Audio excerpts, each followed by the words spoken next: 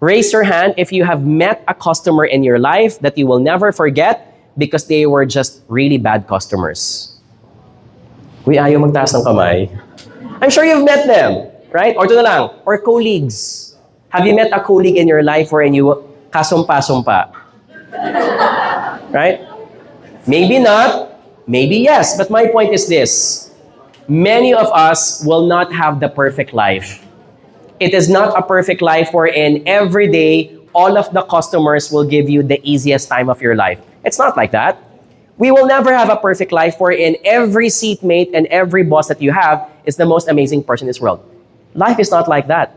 In fact, if you're telling me that if your life is like that, you're either lucky or number two, you're lying. Because for most of us, we have imperfect lives. But having a growth mindset is when you tell to yourself, if I don't like my seatmate or if I do not like this customer, I will not easily judge agad. I will first exhaust all means to build a better relationship. Why? Because I also need to sharpen my ability to build relationships with difficult people. Because the better I become in handling difficult people, the better I become in managing difficult relationships, which is a part of life. That is how you build growth mindset. The same boiling water that softens the potato also hardens the egg.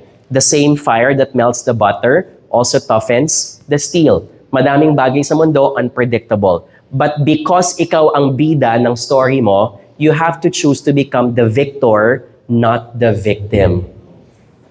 And we all deserve to become the victors of our careers.